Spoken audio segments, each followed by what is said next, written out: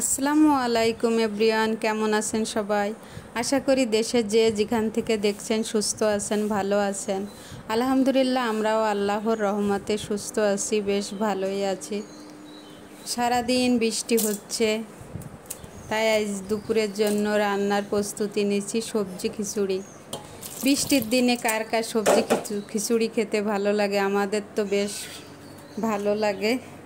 এই কারণে আজ সবজি খিচুড়ির আয়োজন করা হয়েছে। দুপুরে সব ধরনের সবজি কেটে কুটে নিচ্ছি, এখানে পেঁয়াজ রসুন কেটে কুটে। এই তো আমি সব ধরনের সবজি দিয়ে পেঁয়াজ মরিচ দিয়ে এখন মাখিয়ে এভাবেই বসিয়ে দেব। কে কী রকম রান্না করে জানি না, এভাবেই সবজি খিচুড়িটা রান্না করলে খুব মজা লাগে।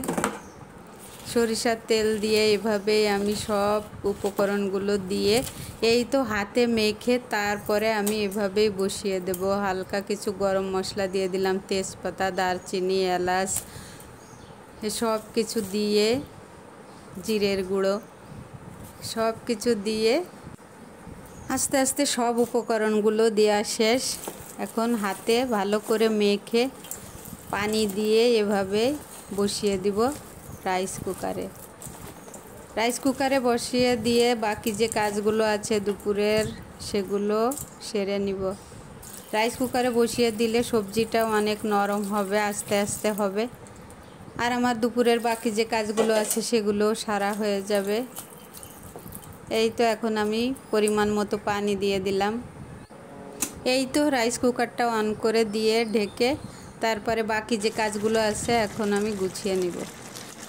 এই তো 20-25 মিনিট পরে আমি চলে আসছি কিচেনে। এসে দেখি খিচুড়িটা মাশাআল্লাহ অনেক সুন্দর হয়ে গেছে। এখন আমি ধনের পাতা কুচি করে রাখছিলাম, সেগুলো এরপরে ছড়িয়ে দিয়ে এভাবেই রেখে দিব। এর ভিতরে আমি তেঁতুলও দিয়ে দিচ্ছি। সেই তেঁতুল টক টক হলে বেশি মজা লাগবে। টমেটো দিছিলাম, কিন্তু একটু তেঁতুল দিলে একটু বেশি টক হবে, এই কারণে। এখন আমি ঢেকে এই তো রেখে দিব। এখন সবজি খিচুড়ি খাওয়ার জন্য এর সঙ্গে আমি বেগুন ভাজি করে নিচ্ছি। আর এখানে শুকনো মরিচ ভেজে এই তো ভর্তা করে নিচ্ছি। আজ খিচুড়ি, বেগুন ভাজি আর শুকনো মরিচের ভর্তা, এগুলোই হবে দুপুরের খাবার।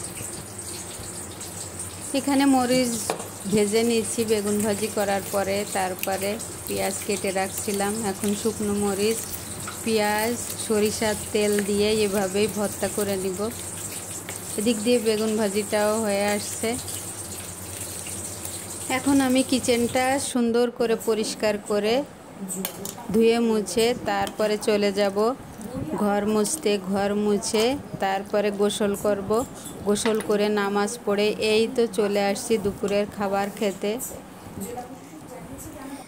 এখানে আমের আচার তৈরি করেছিলাম, আমাদের দিকে বলে আম তেল। চিকন করে কেটে তেল দিয়ে সব মরিচ পেঁয়াজ শুকিয়ে এভাবেই ভিজিয়ে রেখে দেওয়া হয় তেল দিয়ে।